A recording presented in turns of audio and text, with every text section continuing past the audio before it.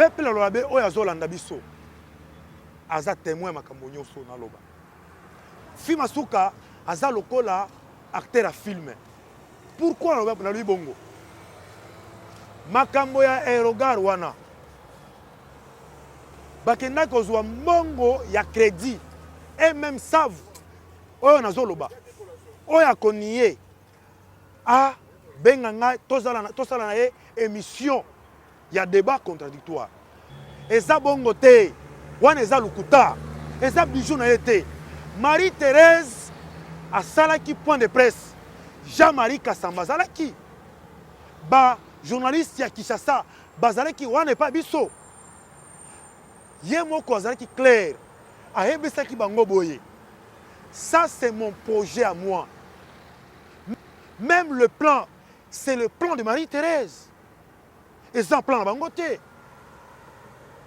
tango bazoloba lelo ke non c'est pour le gouverneur Mouyej nde atongaki yango parce que lui qui avait commencé même le plan c'est le plan de Marie-Thérèse et ça plan na bango te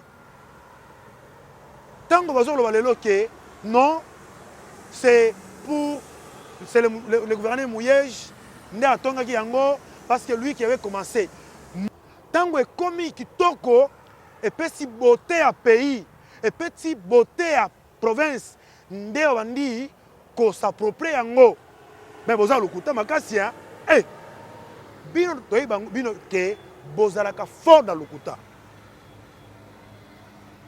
oyo nyonso bozosala parce que vous avez échoué dans tout Aerogar wana eza ya bino te c'est l'œuvre de Marie-Thérèse sous Fachi ka ako inauguré yango ako loba ke mama gouverneur merci pour na mosala oyo sali na vision oyo ngai na niveau nini peuple congolais balingi bayeba bamona ba image ça c'est un défi na le 69 millions de dollars c'est ça votre œuvre mais œuvre Marie-Thérèse iko palpable iko visible ça c'est le petit béton Baobi méchant l'homme des armes non conventionnelles merci beaucoup esengo makasi ya kozala lisusu to ya kokota na bandako na bino na nzela ya singa mondele mingi tobengaka penza réseaux sociaux YouTube oyo komisaka bino epai wapi biso tozaka e biso to akaloka bangamba na bino pa kosala bino mosala lolenge nini kolakisa bino Kongo ezokotambola ekoki kosala lolenge nini po efuluka to etomama na lolenge kasi na bolukiluki botamboli na ntina kaka ya kobeta bakoloka komisaka Kongo esengelaka na biso kobenga bayango mpenza balambaka bilubu oyo etaka mami etaka politiko kopusanaka pembeni koyoka mayele na bango bakosala nini bakolengele nini mpo akobongisa Kongo mpo akotia bayimboka Kongo kimia mpenza mpe bafanda na kimia nyonso yango wana napusanaki pembeni ya petit béton toyebi ye biso nyonso Fachi me ya mokie tokobenge petit béton tokobetane masolo ya mama oyo nabengaka mama na kati ya mibali akosala misala mibali basali mama Fifi Masuka na bandi balandaka bayebi déjà mama Fifi Masuka aza ministre te aza gouverneur kaka ya Lualaba mais azosala makambo oyo ezoningisa bato ebele ezokotisa polémique na mwa place oyo bamonaka eloko te quand même aresir ya kosala makambo ebele na kati wana mpenza tokobeta masolo ebele makasi na bosangani ya union sacrée nango wana nakepe na mwa lombango mpo kopetisa petit béton mbote mpe koyamba ye malamu lisusu na ingomba Kinshasa mpa na lombango mpo kopesa mbote na mopaya na biso petit béton amopaya ekolo Kongo te awuti nde na Lualaba aye siko Kinshasa mpo na milulu esalamaki makasi ya mpona mboka na kosi Beauté maman Ange merci beaucoup mwana mboka petit béton toza na masolo penza ya ebele ya kosolola makambo etali kotonga makambo etali social na Lualaba eza esika oyo ekolo Kongo ezwaka pe force pamba te ya ebele eutaka kuna ya ebele mpe esalamaka oyo esalaka ete libenga ya leta mpe efanda to evimba nango wana tolingi toyeba évolution ya misala oyo ekosalama kuna biso toyebi Aerogar oyo ekosalama kuna eza mama Fifi nde akosala bo toyebi te confusion nini bokotia biso na kati na se ya mama Fifi nani azali eza Fachi te to eza moto mosusu. Merci beaucoup, Maman Ange. Marie-Thérèse Fifi Masuka, la gouverneure de la province du Lualaba. Et c'est une femme na Zoto ya Mibali. Et pourquoi j'ai dit ça? Makambo oyo azosala na province na biso ya Lualaba aleki Mibali ebele. Eza province oyo eosala férité ya mboka na biso Congo. Mais misala oyo parce qu'il y a moins de 2 ans depuis Atikalaki na province, mais vous allez constater qu'elle a beaucoup travaillé, elle a dépassé même celui qui était là avant. Il a fait plus de 5 ans, mais il a sali ebele. Toko dans le détail, il moko boko mona oyo a sali a transformé province là-bas kaka na ndenge oyo mokonzi ya mboka asenga kiye ayibisa kiye que non. Je vais à ce que vous puissiez changer l'image de la province ya Lualaba. Ndenge oyo bozomona ba image nyonso oyo misala nyonso zo sala na Lualaba parce que ezalaki oyo mokonzi ya mboka yemoko asenga qui est pas Marie-Thérèse qui a changé à kota à sala selon vision ya mokonzi ya mboka oyo tolobaka le peuple d'abord. Botongi nde tokoluka batonga Congo nde eza bosenga bayimboka Congo mwana mboka tokokota mingi te tokobeta pe masolo makaso etali penza na botongi banzela bazota ezosalama e ba hôpitaux esalami kasi tolingi toyeba na se wana Fachi mutu azato Fachi mutu azate confusion eza place wana balobi bakomona clair te sika wana ondire mwa molili ya na kati mwa molili mpona nini mokonzi ya mboka na biso sana mokonzi ya mboka na biso sana mais c'est Fachi Beton Moukou Ntombolo. Écoutez, laissez-moi vous dire une chose. Misala nyonso banzela, baerogar. Vous comprenez? Baerogar, ba social nyonso bozomona na province ya Lualaba. Mokonzi ya mboka c'était depuis l'arrivée à la tête de notre pays, Fachi Beton aye président ya mboka. C'est sous Fachi. C'est sous Fachi. Non, vous voyez, non, c'est sous Fachi. Lualaba bazo tonga yango et pas Marie-Thérèse, ezana président Moko kaka Fachi Beton. Tout ça président Ibalete na mboka na biso. Vous comprenez? Oh tozoloba ezaya solo. On ne peut pas quitter la province du Lualaba, toye awa potoloba lukuta te.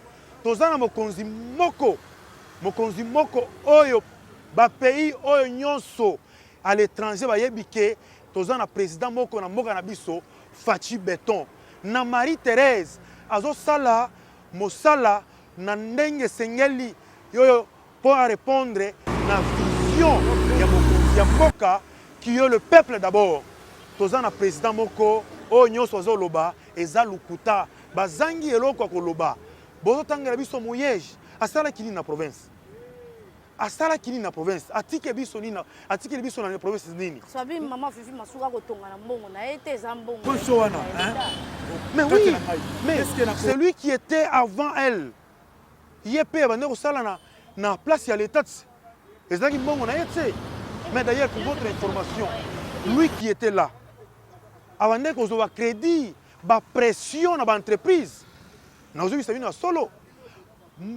ba iloko nyonso bozomona Marie-Thérèse Osala aosala na mbongo ya l'état mbongo ya province tozana crédité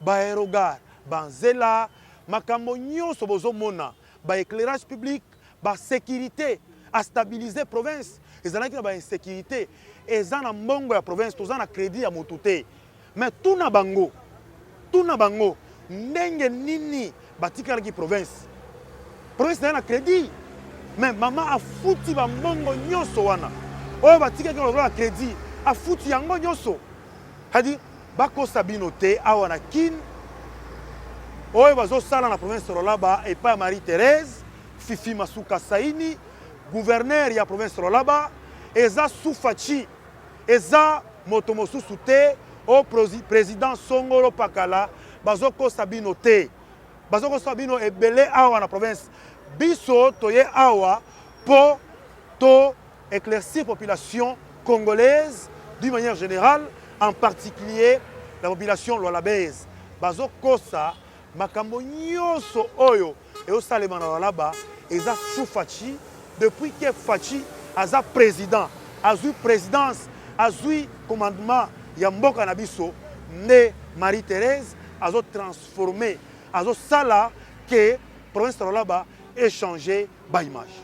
Mais lui moi kuna insécurité ça pour la marabouterie tribalisme, balobi azo favoriser tribalisme.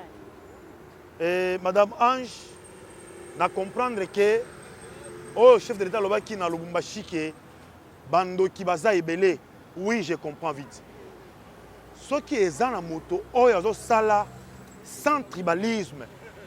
Donc elle travaille sans tribalisme. Elle répond surtout na vision ya mokonzi ya mboka, la cohésion nationale. C'est Marie-Thérèse. Na gouvernorat wana plutôt. Beaucoup toutes les tribus possibles. Ezo sala. Bazo sala na gouvernement wana. Ce qui balobi que tribalisme a favorisé ka bato ya ekolo na ye. Bazo kosa. Na yebisino ke bazo kosa. Omoni nyonso oyo eza nini bazangi eloko ya koloba mena babandi koloba na oyo eza na ntina te. Marie-Thérèse, elle travaille selon la vision du chef de l'État. Bango bazalaki na gouvernorat parce que nayebi balobi eza bango wana ba communicateur ya ancien gouverneur ancien gouverneur bango nde bazo monter biloko nyonso oyo pour déstabiliser le développement de la province de lualaba. Vous comprenez? C'est que démission peut ça qui n'a pas le couteau tout le monde qui est dans les réseaux sociaux que Marie-Thérèse a démissionné à Tigane poste wana azokokate bono. Est-ce que ce qui Marie-Thérèse a démissionné nani oyo a matérialisé la vision du chef de l'État dans la province de lualaba? Nazo mona moto te. Moto za te. Oyo azalaki omoni maman Ange totika lukuta lukuta plutôt c'est un péché.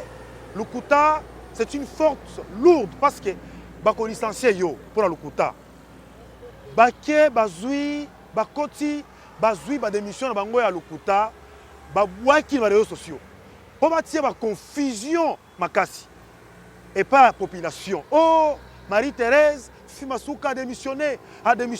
Mais elle a dit que or, il y a une mission officielle en Afrique du Sud. Il y a mon temps de qui démission à Kamwaki. Aobi, oh, Ezanin. Aobi, oh, la sorcellerie pire et simple. C'est-à-dire, bato bazol linga, bazol lukaye, na makambo ebele pour déstabiliser le développement de la province du lualaba. Mais la province du lualaba, elle est dirigée par une femme forte. Elle est dirigée par la personne qui est incarnée selon la vision du chef de l'État. La vision du chef de l'État est incarnée naïe, nakati naïe. Voilà le pourquoi, depuis, découvrir que Moto Oyo azo sala selon vision du chef de l'État. Nana lo baka ndenge nini? Nana lo baka boye. Vision ou bien le bilan, il y a chef de l'État. Et Fandi nde na lualaba wana. Ngana biso ya solo. Ceux qui bo kiti na lualaba, nde bo komona ke ya solo la vision. Ça n'engage que moi. Ça n'engage que moi. Moi je dis ceci. La vision du chef de l'État est matérialisée et belée na province ya lualaba qui est dirigée par Marie-Thérèse Fifi Masuka Saini, la fille aînée de l'union sacrée. La fille aînée de l'union sacrée. Pourquoi dans le Bible? Parce que tant Wabimaki a s'adhérer à la vision du chef de l'État, ba critiquer qui est makasi, ba traiter qui est na mot yamabe, ba diminuer qui est. Mais l'élo, l'union sacrée est comme elengi. L'union sacrée est comme Boutamu, hein? Et pas biso, to lo Boutamu.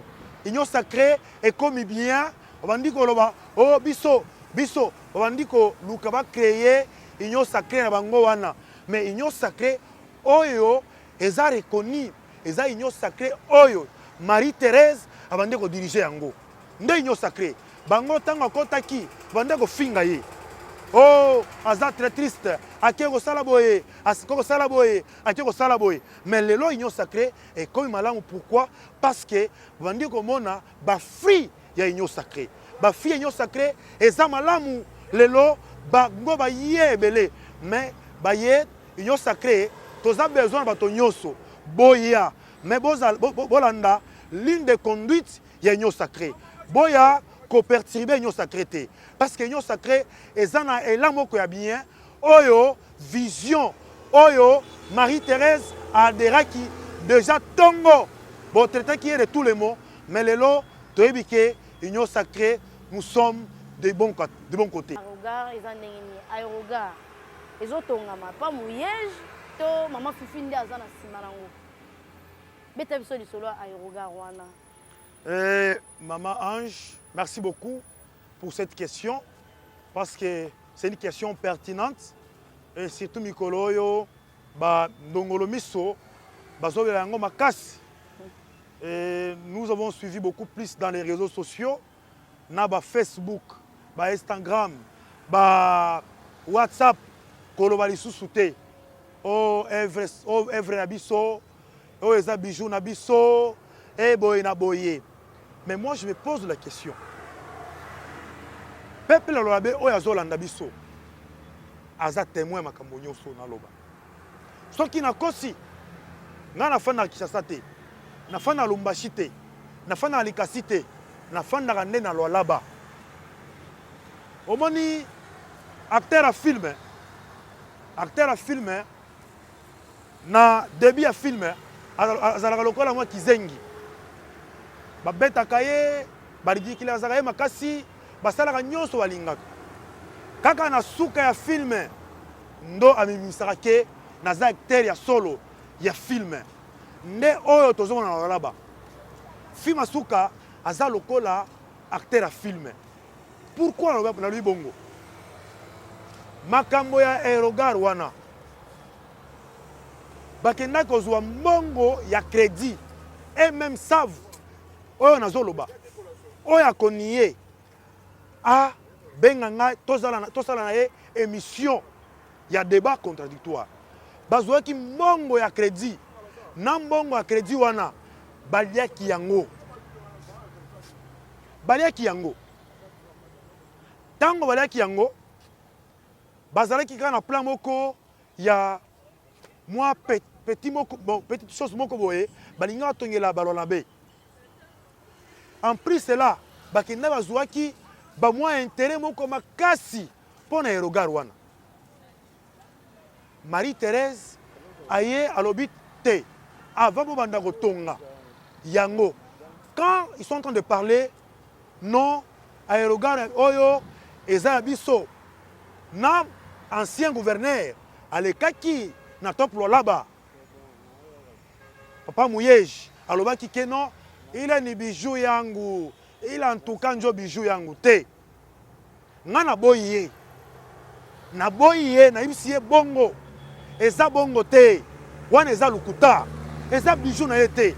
Marie-Thérèse asalaki point de presse Jean-Marie Kassamba azalaki ba journaliste ya Kinshasa bazalaki wana epa biso ye moko azalaki clair ayebisaki bango boye ça c'est mon projet à moi. Même le plan, c'est le plan de Marie-Thérèse. Et c'est un plan à bangoté. Tant que vous avez le non, c'est pour le gouverneur Mouyej, parce que lui qui avait commencé. Moi, avec tous les respects, na sengi bango, bapé sabiso, ba ancienne image. Babandaki yango ndenge nini basuka yango na place nini bâtir yango na fondation ou bien na élévation des murs bon moi je sais pas ou bien ezaka nini terrain au terrain de tonga aérogar je ne sais pas tango ekomi kitoko et petit beauté à pays, et petit beauté à province, nde bandi ko s'approprier yango. Mais boza lokuta makasi hein. Eh, bino toyi bino ke bozalaka fort dans lokuta. Oyo nyonso bozo sala parce que vous avez échoué dans tout. Aérogare wana eza ya bino te. C'est l'œuvre de Marie-Thérèse Souffachi. Non, non, bien. L'œuvre de Marie-Thérèse Souffachi.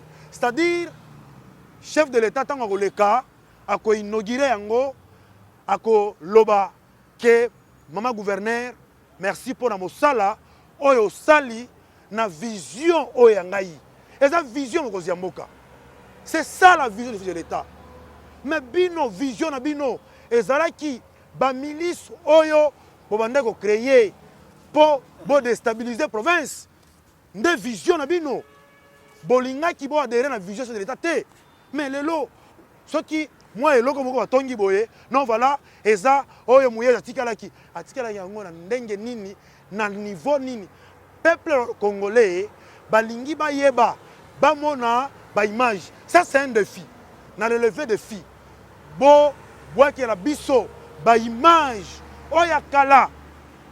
Il est mouru à Tchaka pour dire que non, non, c'est vrai, il est vrai, Mouye Jarachaka, c'est la continuité de l'État. Mais pour moi, je sais que c'était juste un terrain vide. C'était un terrain vide. Et ça qui, bah moi, ma titi, ma ebele, Marie-Thérèse, voilà, avant Botonga. En plus, c'est là, oyo ba intérêt bazouaki, bongo ya moto bazouaki ya crédit. Et ça qui n'a pas intérêt à construire en 2025. Imaginez-vous. Il a fallu essayer en 2025. Marie-Thérèse, elle s'est donnée corps et âme à habiter et collecter. Va discuter, à remettre yango, à foutre mbongo na bango, si na 2023 oyo. Atabi no moko. Aujourd'hui intérêt à 2025, mais yoko bima na 2023. Ozo raisonner ou bien osala yango na ndenge mabe. Et puis le lot, bozo ya, bozo le cas dans la télévision, bozo le cas dans les réseaux sociaux, oh, eza œuvre na biso, eza œuvre ya ancien gouverneur te, eza œuvre ya Marie-Thérèse, Fifi Masuka Saini, Souffachi, peuple lolabe, baza ba témoin, balolebe nyonso, banayua ke ni œuvre ya Marie-Thérèse, moitié bongo, museme vérité, mututumie ma image ya zamani pour nous prouver que il y a œuvre mouye Jaranchaka kama ni fondation. Si petit béton, on va mettre les solo ya ndeko Jacques Kaumba kasi na secteur ne apparemment ils ont simba penza ta zo kokate hein. Madame Ange ndeo na uti koloba awa le ministre Jacques Kaumba c'est l'homme du peuple. Moi je vous dis pourquoi je dis ça. Aza ministre boko aye na gaz na secteur na ye. Na secteur na ye akutaki ba makambo ebele oyo batikalaki oyo batikaki po na ba epa ba prédécesseur na ye. Mais tango ye afandisi masolo. C'est un ministre tango solo na ye, tu sens que aza na souci ya peuple. Bango nyonso bazoloba tout autour ya ye balingi ete. Pourquoi? Parce que balingaki mingi ba fraude oyo ezalaki na secteur ya mine etikala oyo edemere kaka bongo ye azofavorize yango te. ye alobi ekoleka te epa na ngai. Epa na ngai Crézer lelo mama gouverneur azobenga Crézer les grands travailleurs. Pourquoi? Parce que le ministre Jacques Kaumba a eu na ba réforme na secteur wana. Et surtout Madame Ange, Kobosa na teke, c'est un Crézer, le ministre Jacques Kaumba. C'est un Crézer. Il vient de là. Vous comprenez? C'est-à-dire à maîtriser ce secteur wana bien. Maintenant bandongolo miso. Ce qui est côté pas Crézer. Au tout ni 3-4 Crézer. Vous savez que moi na bateau batika ye afanda kimia. Ah ba pesa ta 5 ans mosusu na secteur 1. Mais baoyo bande ko sala ba fraude belé. Baoyo bande ko iba na secteur 1. Bande ko sala population boye. Bande ko sala creuser boye. Ne ba obundisa ye. Mais ye azana confiance makasi. Ye ba creuser na ba négociant. Lelo ba négociant ba zozwa même le temps ya ko somba transformateur. Pourquoi? Parce que à quelle réforme azo accompagner la représentante du chef de l'État à la matérialisation de la vision du chef de l'État dans la province de là-bas. Vous comprenez? Badongolo miso bofanda kimia. Ba mikolo zoya tokolobela ba réforme plutôt oyo aye na yango na secteur na ye. Aye na ba réforme lebele. Ba réforme oyo ekosala ke mwana mboka chinois a gagné, mwana mboka pe a gagné. Soki chinois atongi ndako étage, mwana mboka ye pe atongi atandako moko ya douche, toilette na kate makambo nyonso ekende bien. Nde souci ya Jacques Kaumba, l'excellence ministre de Mines, slogan na ye ezalaka pour exploiter l'espace. Hein? Pour exploiter l'espace. Nous sommes chez nous, on doit exploiter. Maman Fifi Masuka akendaki bongo to azalaki na bureau ya mosala ya Peter Kazadi. Kasi boye ina ezaki na tina ya Union Sacrée. Auto site fongolaki parenthèse pa kobeta penza masolo ya Union Sacrée, Union Sacrée, Union Sacrée. Et bobangi kaka na kati ya Union Sacrée wana est-ce soki penza bakoya na kati ya Union Sacrée pour kosala mbongwana ya FCC to bakosala kokoba ya FCC. Tokolinga kokota pa na mozindo na petit beto pa kobeta masolo wana pamba te ezaka moko basaki na kati ya FCC. Bango nde baye awa. Est-ce que tokozana bosenga ya mayele na bango to tokozana bosenga ya continuité na bango poko banga eza mwa mingi politique ya Congo ekoma ba intérêt personnel. Intérêt Congo ezaka penza lisusu te. Mutazozo pouvoir na ye po famille na yezwa. Mais intérêt Congo lobi ezozala wapi? Lelo tokomi déjà na ba insécurité c'est parce que Congo ezaki abandonné. Ils ont mal chance de avoir des politiciens qui protéger le Congo. N'habite petit béton, est-ce que Kosanga na Union Sacrée, Tokosala en Koba, il y a FCC, Tokosala Mbongwana, Tokosala Penda Makambo ya Sika, na kati Union Sacrée. Madame Ange, je crois bien que Bisso Nyonso, Tozana expérience Momuke pour le président na Bisso. La vision du chef de l'État, Yemo Kalobi, c'est le peuple d'abord.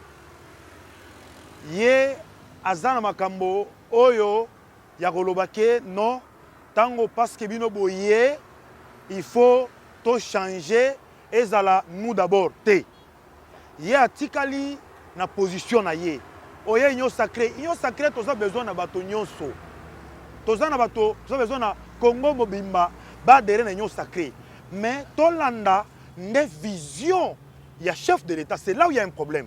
Parce que Bamosusu, Bazoya, na Union Sacrée, Bango Bamonike, Bagokota Boye, Bandiko Zoa, par Bango, part des choses, non, Naï, ministère tel, Naï, province tel, et Kozala les sous-soutés. Et pas à Fachi, ce n'est pas le cas. Et pas à Fachi, l'Union Sacrée, c'est le peuple d'abord. On doit travailler pour faire sortir ce peuple ici dans le misère, vous comprenez, dans le désert. Oyo batikala kibiso, nde vision oyo, nde bitumba oyo mokonzi ya mboka azana yango, alingi alongola pays oyo na gouffle.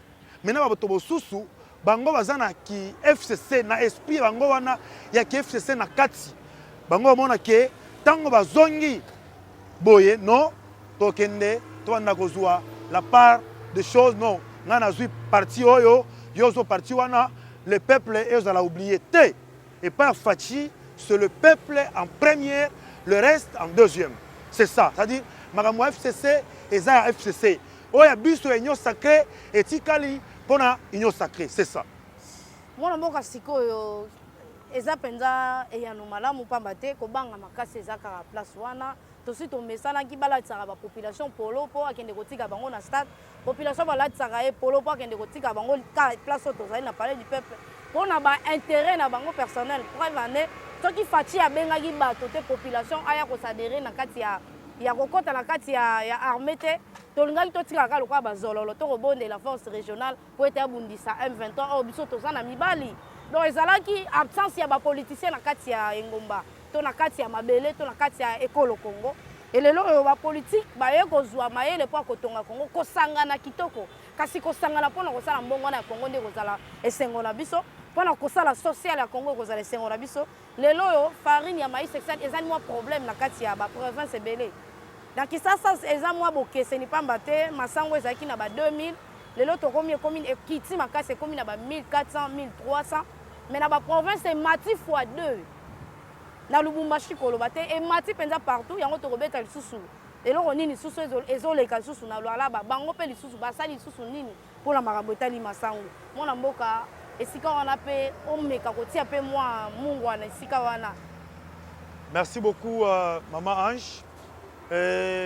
C'est quelque chose qui fâche parce que na uti kolanda ndeko na biso moko boye je peux dire c'est un aventurier et makambo nyonso azosala ya bibenga aza président ya ba tribu nyonso ya Lualaba, c'est-à-dire je ne comprends pas baza lukuta pona nini baza lukuta ebele.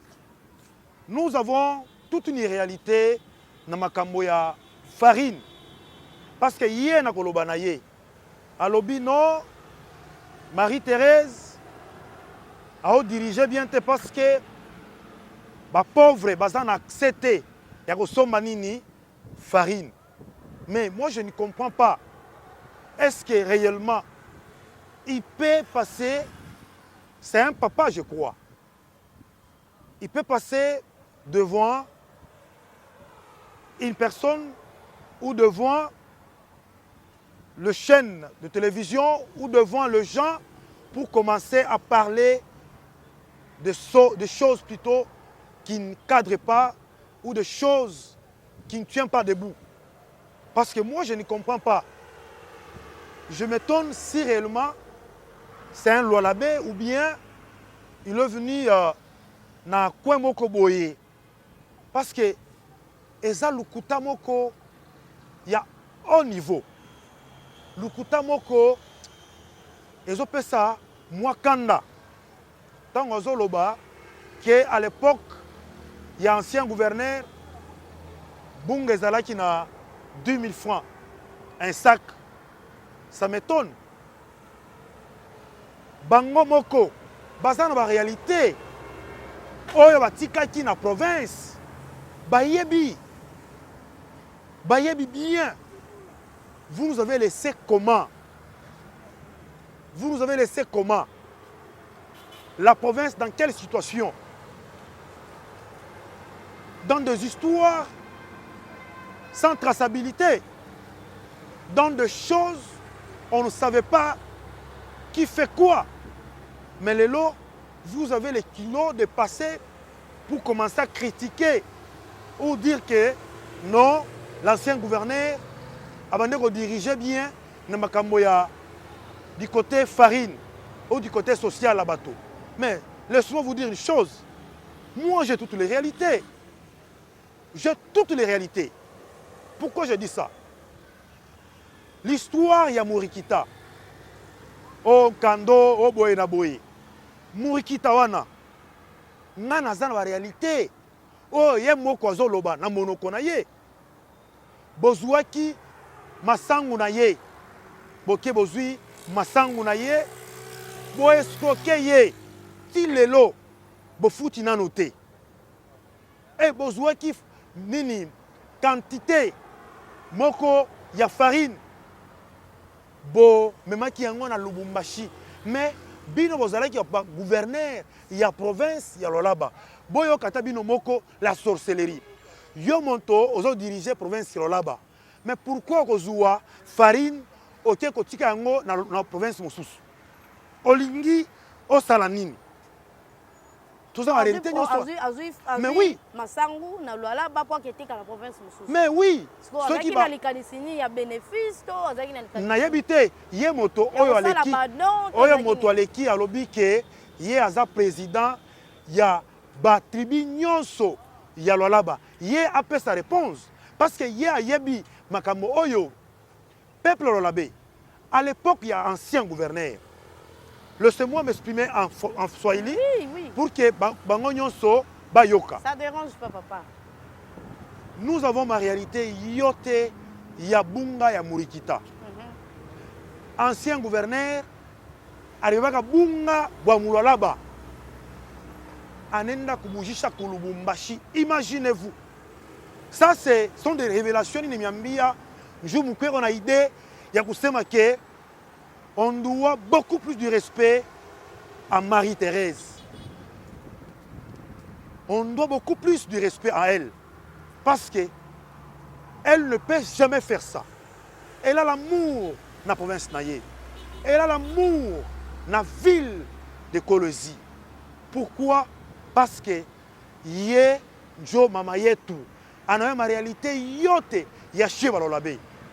Mais ancien gouverneur, ce qu'il a fait ou ce qu'il faisait, c'était grave. Je vous dis, Birukia Bintu Moya, on ne peut pas accepter. Bintu Moya Sana, il prend la farine, il est hier dans ce mao comme un engia. Aenda Gouisha Kulubumbashi, lui gouverneur au province de là-bas. Est-ce que c'est inexplicable? Qui peut comprendre ça? Qui peut comprendre ça? Si réellement Arquan a amour, si réellement il gérait bien la province, côté Abunga, est-ce qu'il y a Abunga à Kabouché Kulubumbashi? Qui peut faire ça? Même un bourgmestre ne peut jamais faire ça. Mais lui, il l'a fait. Lui, il l'a fait. C'est par la bonne foi. Ouais, on a pu ton asema non, Marie-Thérèse est qu'on a mauvaise foi. Mais on y a mis. Où la bunga kwenda kuisha Lubumbashi na ule ko nengisa bunga mu province pour que la population y respire. Dis-moi entre les deux personnes qui a la mauvaise foi. Non, soyons honnêtes. Soyons honnêtes. Tu passes même devant la télévision pour commencer à expliquer des bobards. Vous voulez tromper qui? Nous sommes là en tant que le défenseur de ce pouvoir. Fachi Masuka, Fifi Masuka Saini, gouverneur de la province du Lualaba, nous sommes là pour vous encadrer et donner l'éclairage aux populations lualabaise. Parce que Bongo Bunapita, vous voulez amener Bongo population pour que va tourner dos contre Marie-Thérèse. Mais tandis que vous oubliez que population est témoin. Population est témoin de tout ce qui Masuka et qu'on a fait en province là-bas. Tout ce que la représentante du chef de l'État et qu'on a fait en province là-bas. La population est témoin. Vous ne pouvez pas tromper qui que ce soit. Au moins que vous arrivez à tromper Bakinois, au moins que vous arrivez à tromper ceux qui n'habitent pas Kolosi. Mais nous, vous ne pouvez pas nous tromper. Peuple Lualabé ait confiance à Marie-Thérèse. On avait commencé avec 3-4 points de vente, mais là autour de 8 points de vente. Je vous dis progressivement, je vous dis même comment cité j'ai kamini yote kutakuye ma point de vente parce que bunga beaucoup mingi sana boule Marie-Thérèse et konengisha gouvernement Marie-Thérèse il dit battre de gauche à droite bana pas de solution pour que bunga buingie bunga beaucoup mingi tellement sana plus de 800 et quelques 1000 tonnes itengia mu province là-bas na tutakuria tutajiba bena battre pour que turudie mu prier tu yazamani tunaanza mbele 45 000 parce qu'en particulier banaanza kujisha mu 90 000 95 000 francs mais Marie-Thérèse anasema je ne peux pas laisser mon peuple bendere mouyi et là ça sera pas bien mais on a dû battre bunga 45 000 donnez-nous le temps je vous dis sincèrement que Marie-Thérèse et qu'on a dû battre nuit et jour pour donner la solution à la farine dans la province du là-bas. Mwana mboka ekei ya makasi to ya mwa mingi pe na mwa na Swahili bunga eza masangu Oui. Po biso bangala toyebi masangu na lingala. Bunga eza gouvernement moto azoteka yango to eza ndenge nini? Oui, c'est-à-dire le gouvernement provincial bake koluka masangu. Je parle à lingala parce que pour faire comprendre à la population congolaise tout entière, en particulier c'est du là-bas. Vous comprenez? Voilà le pourquoi nous mélanger moi français, Swahili, na lingala pour que tout le monde yoka bien message. C'est-à-dire quoi? Bunga c'est eza masangu. Gouvernement provincial là-bas quelque se battre par-ci par-là, une solution. Dans la province là-bas, bunga au moins il y a plus de 800 000 tonnes. Oh, il y a dans la province là-bas. Vous comprenez? Et au côté de la province là-bas, le gouvernement est soumis et il y a dans la population. Pourquoi? Les particuliers, il y a 95 000, 85 000, voire même 100 000 francs. Mais Marie-Thérèse a habité. Je ne peux pas laisser mon peuple bakendena et là bongo et que ça la bien té. Maintenant, à fin d'ici, gouvernement na yé. Baké va trouver solution. Ndé va jouer au moins plus de 800 000 tonnes et au quota dans la province parce que nous avons déjà au moins 4 points de vente. Awa, tu as commis déjà au moins 7-8 points de vente. Tokende, ba cité Jekamini Nyonso, Iseka, Luilu, Kapata, Musonoi et Kokota, cité Jekamini Kolwezi, ba point de vente wana. Le gouvernement kotia po bato wanda kosomba yango na 45 000 francs congolais. Mais eza prix wana te bakokende jusqu'à tel point que tokozonga na prix oyo ya kala oyo ezalaki na 18 000, 17 000, 16 000. Nde vision oyo Marie-Thérèse aza na yango. Il faut matérialiser vision ya chef de l'État na côté ya masangu. C'est un peu ça. Mwana mboka penza tozwi biyano kitoko kasi bomoni esika wapi to ekolo Congo penza eza pe na mwa kokoso makasi social penza ezaki mobulu makasi tala ba calcul nyonso wana mama Fifi Masuka zo kota kutuna makambu ya social oyo ya kokota tina kati te nyonso na po sunga kaka na yusino ke azana bato ba koki aussi maison ala la kate mama wana siko yebisa ala la kate c'est-à-dire elle travaille comme un homme. Congo awa to supprimer ba mama bilanga. Au lieu de l'espace pour maman to valoriser bilanga, biso tozote kango na ba concession lobi bimisela biso ba mwanga chouchou ba bomba ba arme. Au lieu ba concession baso bomba kalongo eloko te ba saila ka bilanga po biso lobi to bandote ka masango. To na mabele oyo ko bimisango sans problème sans engrais chimique. Mais le ta ba calculer comme makasi c'est parce que Congo ezalaka abandonné na ba politiciens moko inconscient. Wa bité que Congo esengeli ni po akosana yango. Mwana mboka na bandi tokomoke mwa moke na suka po atoka bana na mokwalelo. Tozana nayo. Tozana nayo. Sengeli to yamba yo po to yeba nini ezoleka kuna. Na beta kama sola mama Fifi Masuka na senga pe ba image bo pesa ngate. Oui. Na beta kaka lisolo onga na mona aérogare, na moni ba morgue, na mona ba nzela. Mais misusu azosala penza neti ya masangu nazwa image te na mona te mais sauf que toujours les amis coloniaux ba œuvre sociale il faut emona na rapport pour bato ya bongo Congo eza penza na moi problème na bato ba kosalela Congo moi maloba na suka puto kabona lelo. Mais imaginez-vous moi na koloba moi eloko moko boye peuple rolabé ne suivez pas ce qu'on vous dit dans les réseaux sociaux. La spéculation, nous sommes dans les réseaux sociaux, et ça lukuta, c'est du mensonge, ni bongo. Seulement que ces gens-là, les politiciens, ils sont en train de chercher leurs propres intérêts politiciens. Vous comprenez? Pourquoi? Parce que moto azoleka na télévision a évoqué derrière ngai moto songolo pakala azo simana ngai azo pousser ngai parce que jour oyo akozua akozwa gouvernorat ngai pe nakofanda na place moko boye. Imaginez-vous moto azoloba ke ngai naza président ya batribu nyonso ya province mais aza na côté penchant. Imaginez-vous aza na côté penchant ngai na président ya tribu nyonso. C'est supposons que toutes les tribus du là-bas il y a un président na bango mais aza na côté penchant. Azo betaka maire ba arme non conventionnelle pas gouverneur. Mais tant gouverneur, l'ancien gouverneur Mouyej, azalaki wana nayebi te soki abande kofongola monoko na ye po aloba. Je me vis passer à la télévision po aloba. Eza lelo démocratie oyo fifi masuka kotisi na province nde bandi koloba n'importe quoi et il se permet de dire que azana motema mabe. Mais na comprendre cette liberté d'expression.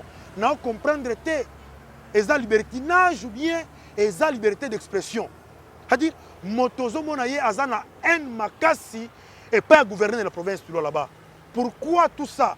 Bango wana bayebi bien que nyonso yo le péché avec Marie-Thérèse parce que azo matérialisé la vision du chef de l'État. C'est ça un grand péché na bango. Péché na bango ezawana.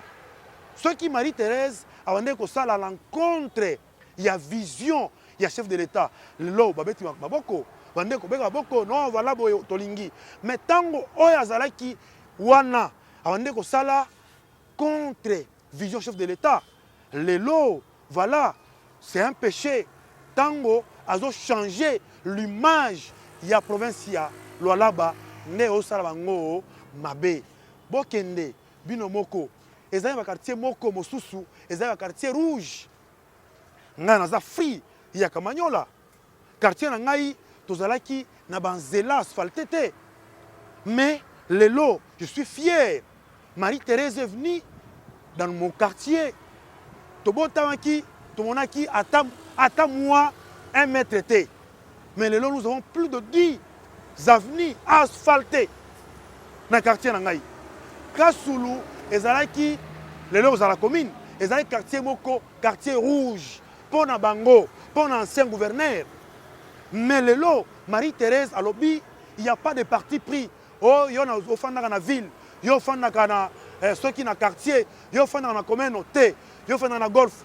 Marie-Thérèse azo sala partout dans tous les quartiers possibles. Azo sala azo asphalté azo tie éclairage public à dire insécurité et sili na kolezi. Pourquoi? Parce que l'éclairage public fait partie de la sécurité. Vous comprenez? Mais wana Marie-Thérèse, un coup de chapeau à la fille aînée de l'Union sacrée. Bato nyonso oyo bazoleka, bazoloba, makambo boye. Bolanda bango te. Bunga buku na kuya. Marie-Thérèse, vous-même vous êtes des témoins pour tout ce que Marie-Thérèse est en train de faire dans la province du Nord là-bas, les efforts fournis par elle. Marie-Thérèse, son souci, c'est matérialiser la vision du chef de l'État qui est le peuple d'abord. Je ne peux pas citer sans toutefois dire encore une fois un coup de chapeau à l'excellence Jacques Kaoumba, ministre des Mines. Il n'est pas à Bissoana. En tout cas, nous sommes en train de voir, nous saluons aussi votre bravoure, votre effort, votre en tout cas énergie que vous dégagez pour donner la bonne image dans le secteur minier parce que nous savons bien que vous êtes un ministre qui accompagne Marie-Thérèse à matérialiser la vision du chef de l'État dans la province du Lualaba. C'est un ministre warrior, hein? Il travaille selon la vision du chef de l'État parce que vous savez, chez nous là, la mine ou l'artisanal, c'est un secteur qui complique beaucoup plus ou qui a compliqué beaucoup plus les gens qui ont précédé ou qui ont travaillé beaucoup plus à cet ministère, ou à ce ministère plutôt. Mais lui est venu, il a maîtrisé, il a amené beaucoup plus de réformes. Beaucoup de réformes. À la prochaine, on va parler de ces réformes qu'il a amenées dans ce secteur, où ce secteur aujourd'hui, n'a eu suivi un solo que secteur wana ils ont respiré parce que il accompagne plutôt la vision du chef de l'État qui est matérialisée dans la province de Lualaba par la fille aînée de l'Union sacrée, Fifi Masuka Saini, la représentante du chef de l'État. Merci beaucoup. Je pense que Zalaki Oyo, ya Koloba, Lelo, merci beaucoup. totondi batondo mingi nakozongisa mpenza biyano ya mituna na biso kasi tobandi ete awa nde tosuki mpona mokolo ya lelo na petit béton béton monene mesiko ye petit béton lokwa faci papa ye mwana faci donc oyo faci azosala ye azolanda kaka na line na ye tokomi na suka natondi bino matondo mingi na baye bozwaki mpenza libaku malamu ya kolanda biso libanda mboka na kati ya mboka totombelaka bino bolandi bolamu totondaka bino mpe botondi mpona bapartage na bino bopartageaka mwa baencouragement bosalaka esaka biso mpo ete biso mpe toyika mpiko na mosala yango en tout cas mpo tokota na lisusu mbala nsima. L'union sacrée, c'est le peuple d'abord. On doit travailler pour faire sortir ce peuple ici dans le misère. Vous comprenez? Dans le désert. Oyo batikala kibiso nde vision oyo nde bitumba oyo mokonzi ya mboka azana yango alingi alongola pays oyo na gouffle. Maintenant bato bosusu bango bazana ki FCC na esprit bango wana ya ki FCC na kati.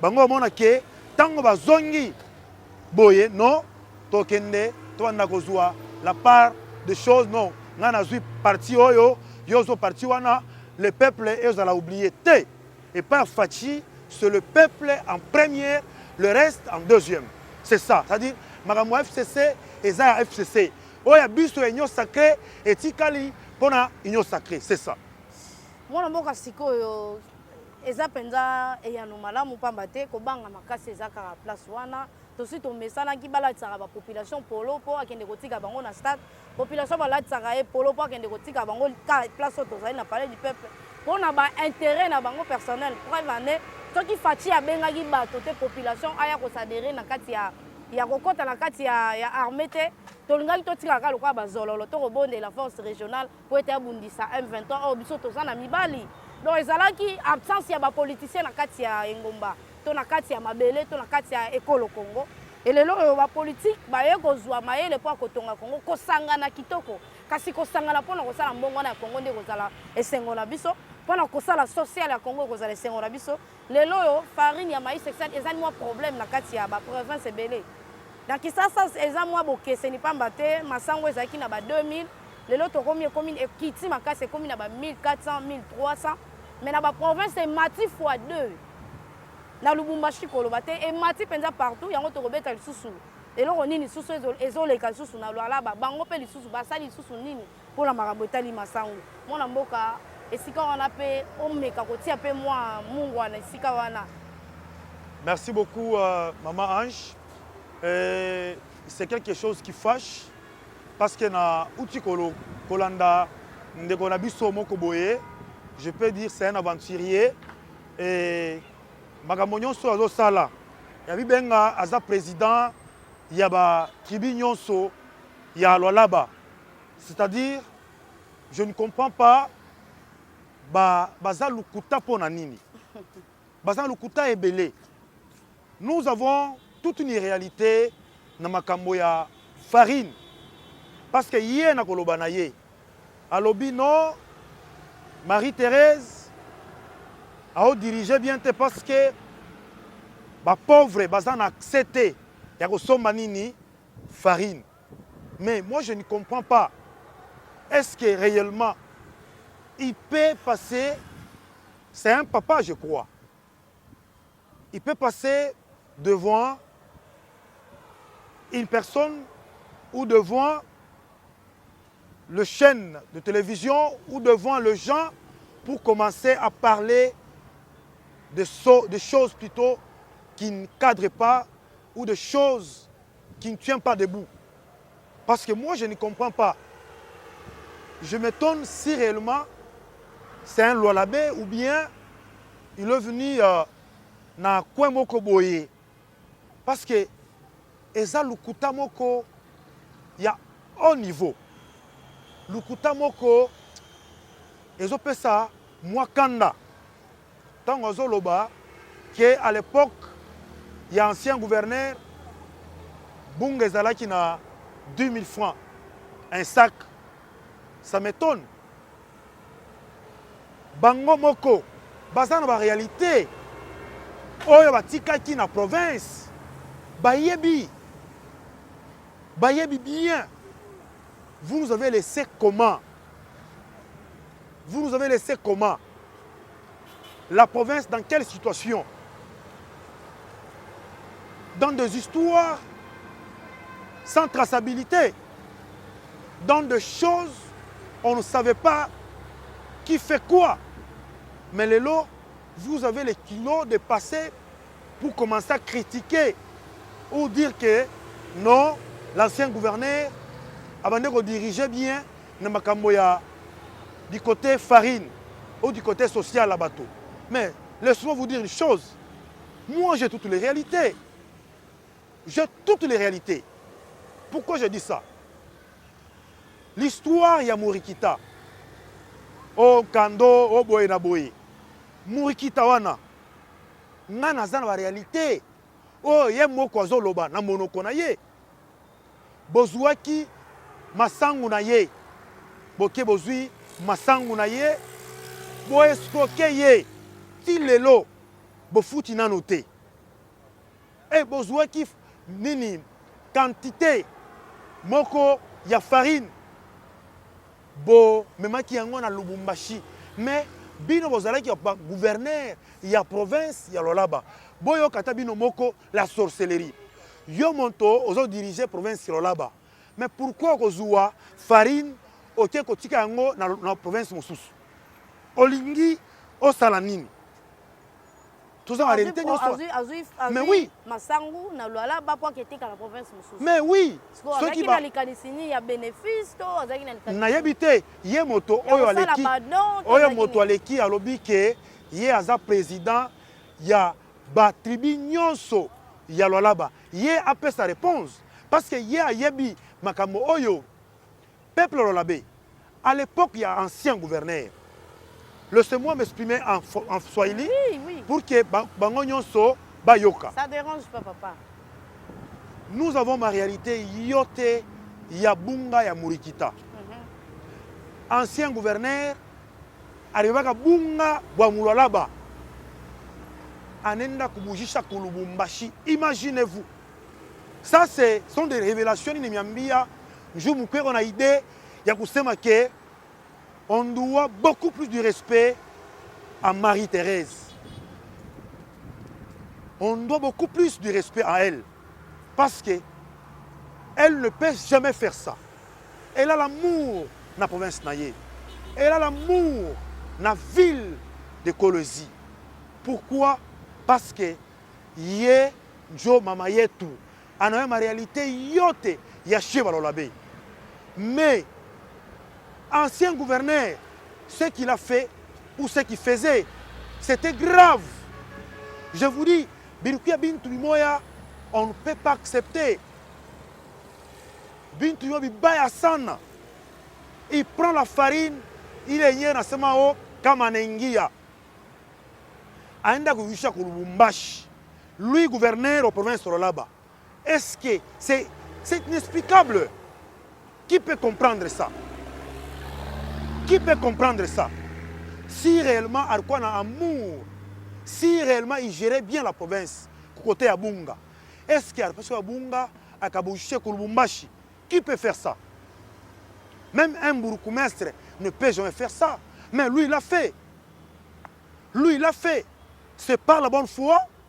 Ouais, on a pu ton asema non, Marie-Thérèse est qu'on a mauvaise foi. Mais on y a mis où la bunga kwenda kuisha Lubumbashi na où la konengisa bunga mu province pour que la population y respire. Dis-moi entre les deux personnes qui a la mauvaise foi. Non, soyons honnêtes. Soyons honnêtes. Tu passes même devant la télévision pour commencer à expliquer des bobards. Vous voulez tromper qui? Nous sommes là en tant que le défenseur de ce pouvoir. Fachi Masuka, Fifi Masuka Saini, gouverneur de la province du Lolaba, nous sommes là pour vous encadrer et donner l'éclairage aux populations lolabaise. Parce que bongo bunapita. Bongo bunapita. Vous voulez amener bongo population pour que va tourner dos contre Marie-Thérèse. Mais tandis que vous oubliez que population est témoin. Population est témoin de tout ce que Masuka et qu'on a fait en province là-bas. Tout ce que la représentante du chef de l'État et qu'on a fait en province là-bas. La population est témoin. Vous ne pouvez pas tromper qui que ce soit. Au moins que vous arrivez à tromper Bakinois, au moins que vous arrivez à tromper ceux qui n'habitent pas Kolwezi. Mais nous, vous ne pouvez pas nous tromper. Peuple Olabé ait confiance à Marie-Thérèse. On avait commencé avec 3-4 points de vente, mais là autour de 8 points de vente. Je vous dis progressivement, je vous dis même comment cité j'ai kamini yote kutakuye ma point de vente parce que bunga beaucoup mingi sana boule Marie-Thérèse et konengisha gouvernement Marie-Thérèse il dit battre de gauche à droite bana pas de solution pour que bunga buingie bunga beaucoup mingi tellement sana plus de 800 et quelques 1000 tonnes itengia mu province là-bas na tout à Kouria tout à Jiba bena di battre pour que turudie mu prier tu yazamani tunanza mera 45 000 parce qu'en particulier baranza kujisha mu 90 000 95 000 francs mais Marie-Thérèse en asema je ne peux pas laisser mon peuple bendere mouyi et là ça sera pas bien mais on a dû battre bunga ba 45 000 donnez-nous le temps je vous dis sincèrement que Marie-Thérèse et qu'on a dû battre nuit et jour pour donner la solution à la farine dans la province du là-bas. Mwana mboka ekei ya makasi to ya mwa mingi pe na mwa na Swahili bunga eza masangu Oui. Po biso bangala pe bi masangu na ngala. Bunga eza gouvernement mutazo tekango to eza ndenge nini? Oui, c'est-à-dire le gouvernement provincial Bakeko Luka Masangu. Je parle à Lingala parce que pour faire comprendre à la population congolaise tout entière, en particulier c'est du là-bas. Vous comprenez? Voilà le pourquoi nous mélanger moi français, Swahili, na Lingala pour que tout le monde yoka bien message. C'est-à-dire quoi? Bunga c'est Eza Masangu. Gouvernement provincial là-bas Keko se battre par-ci par-là, bazouima solution. Dans la province là-bas, bunga au moins il y a plus de 800 000 tonnes. Oh, il y a dans la province là-bas. Vous comprenez? Et au côté de la province là-bas, le gouvernement est soumis et il y a dans la population. Pourquoi? En particulier, il y a 95 000, 85 000, voire même 100 000 francs. Mais Marie-Thérèse a habité. Je ne peux pas laisser mon peuple bakendena et là bongo et que ça la bien té. Maintenant à fin d'ici gouvernement na yé baké va trouver solution. Ndé bazou au moins plus de 800 000 tonnes et que quota dans la province parce que nous avons déjà au moins qui na 4 points de vente. Awa to comme déjà na au moins 7-8 points de vente. Donc kende ba cité Jekamini Nyonso Iseka, Luilu, Kapata, Musonoi et Kokota, cité Jekamil Kolwezi, point de vente wana, gouvernement kotia, Pobato, Wanda Somba, Yangona, 45 000 francs congolais. Mais, eza prix wana te, okende jusqu'à tel point que, tokozonga na prix oya kala, ozalaki na 18 000, 17 000, 16 000. Des visions oyo Marie-Thérèse azana yango. Il faut matérialiser vision à chef de l'État na côté ya Masangu. C'est un peu ça. Mwana mboka penza tozui biyano kitoko kasi bomoni esika wapi to ekolo Congo penza eza pe na mwa kokoso makasi social penza ezaki mobulu makasi tala ba calcul nyonso wana Mama Fifi Masuka zo kota kutuna makambu ya social oyo ya kokota tina kati te nyonso na po sunga kaka. Na yusino ke azana bato ba koki aussi mais ala la kate mama wana. Siko yebi ala la kate, c'est-à-dire elle travaille comme un homme. Congo awa to supprimer ba mama bilanga. Au lieu de faire espace pour la maman, to valoriser bilanga. Biso tozote kango na ba concession lobi bimisela biso ba mwanga chouchou ba bomba ba arme. Au lieu ba concession bazo bomba kalongo eloko te basala ka bilanga po biso lobi to bando te ka masango. To na mabele oyo ko bimisango sans problème sans engrais chimique. Mais le temps ba calculer comme makasi c'est parce que Congo ezalaka abandonné na ba politicien moko inconscient. Wa bité que Congo esengeli ni po ko sana yango. Mwana mboka na bandi to komo ke mwa moke na suka po atoka bana na moko lelo. Tozana na yo. Tozana na yo, sengeli to yamba yo po to yeba nini ezoleka kuna. Na beta ka masola mama fufi masuka na senga pe ba image bo pesa ngate. Oui. Na beta ka lisolo onga na mona aérogare, na moni ba morgue, na mona ba nzela. Mais misusu azosala penza neti ya masangu nazwa image te na mona te mais sauf que tozolela mikolo nyonso ba œuvre sociale il faut emona na rapport kwa bato ya bongo. Congo eza penza na mwa problème na bato ba kosalela Congo. Moi maloba na suka poto kabona lelo. Mais imaginez-vous moi na koloba moi eloko moko boye. Peuple Lolabé, ne suivez pas ce qu'on vous dit dans les réseaux sociaux. La spéculation, nous sommes dans les réseaux sociaux, et ça lukuta, c'est du mensonge, ni bongo. Seulement que ces gens-là, les politiciens, ils sont en train de chercher leurs propres intérêts politiciens. Vous comprenez? Pourquoi? Parce que moto azoleka na télévision a évoqué derrière ngai moto songolo pakala azo simana ngai azo pousser ngai parce que jour oyo akozua gouvernorat ngai pe na kofanda na place moko boy. Imaginez-vous moto azoloba ke ngai naza président ya ba tribu nyonso ya province mais aza na côté penchant. Imaginez-vous aza na côté penchant. Nana président à tribu nyonso. C'est supposons que toutes les tribus du là-bas, il y a un président de Bango. Mais à un côté penchant. Azo beta maire, ba arme non conventionnelle et pas gouverneur. Mais tant gouverneur, l'ancien gouverneur Mouyej, azana kiwana na évité ceux qui abandé ko fongola monokonaye pour aloba. Je me vis passer à la télévision pour aloba. Et ça le lot démocratie oyo fifi masuka koti na province nde bandi koloba n'importe quoi et il se permet de dire que azana motema abe mais na comprendre cette liberté d'expression na comprendre eza libertinage ou bien eza liberté d'expression c'est-à-dire motozo monaye azana un makasi et pas un gouverneur de la province là-bas. Pourquoi tout ça?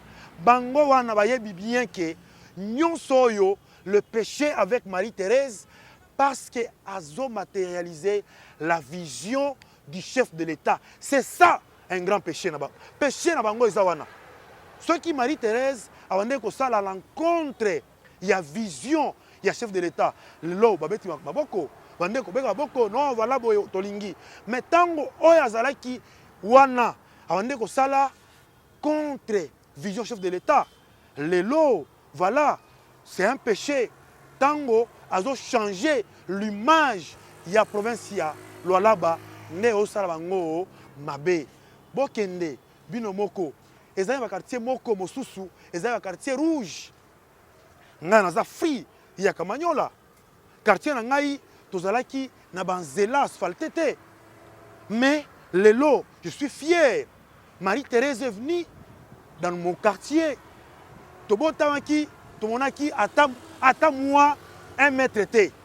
Mais le long, nous avons plus de 10 avenues asphaltées dans le quartier Nangaï.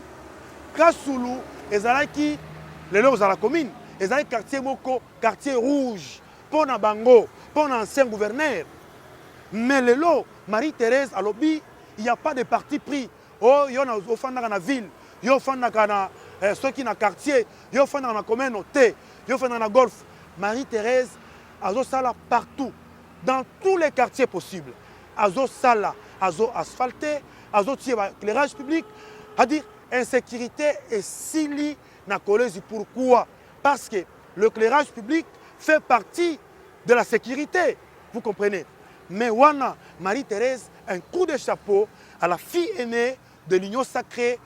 Bato nyonso oyo bazoleka, bazoloba, makambo boye, makambo boye. Bolanda bango te. Bunga buku na kuya, Marie-Thérèse, vous-même vous êtes des témoins pour tout ce que Marie-Thérèse est en train de faire dans la province du Lualaba, les efforts fournis par elle. Marie-Thérèse, son souci, c'est matérialiser la vision du chef de l'État qui est le peuple d'abord. Je ne peux pas citer sans toutefois dire encore une fois un coup de chapeau à l'excellence Jacques Kaoumba, ministre des Mines. Il n'est pas à Bissoana. En tout cas, nous sommes en train de voir, nous saluons aussi votre bravoure, votre effort, votre en tout cas énergie que vous dégagez pour donner la bonne image dans le secteur minier, parce que nous savons bien que vous êtes un ministre qui accompagne Marie-Thérèse à matérialiser la vision du chef de l'État dans la province du Lualaba. C'est un ministre warrior, hein? Il travaille selon la vision du chef de l'État, parce que vous savez, chez nous là, la mine ou l'artisanal, c'est un secteur qui complique beaucoup plus, ou qui a compliqué beaucoup plus les gens qui ont précédé, ou qui ont travaillé beaucoup plus à cet ministère, ou à ce ministère plutôt. Mais lui est venu, il a maîtrisé, il a amené beaucoup plus de réformes. Beaucoup de réformes. À la prochaine, on va parler de ces réformes qu'il a amenées dans ce secteur, où ce secteur aujourd'hui, n'a eu suivi un solo que secteur wana ils ont respiré parce qu'il accompagne plutôt la vision du chef de l'État qui est matérialisée dans la province du Lualaba par la fille aînée de l'Union sacrée, Fifi Masuka Saini, la représentante du chef de l'État. Merci beaucoup. Je pense, Ezalaki Oyo, ya Koloba, Lelo, merci beaucoup. totondi batondo mingi nakozongisa mpenza biyano ya mituna na biso kasi tobandi ete awa nde tosuki mpona mokolo ya lelo na petit béton béton monene mais sikoyo ye petit béton lokola faci papa ye mwana faci donc oyo faci azosala ye azolanda kaka na line na ye tokomi na suka natondi bino matondo mingi na baye bozwaki mpenza libaku malamu ya kolanda biso libanda mboka na kati ya mboka totombelaka bino bolandi bolamu totondaka bino mpe botondi mpona bapartage na bino bopartageaka mwa baencouragement bosalaka esaka biso mpo ete biso mpe toyika mpiko na mosala yango en tout cas mpo tokutana lisusu mbala nsima.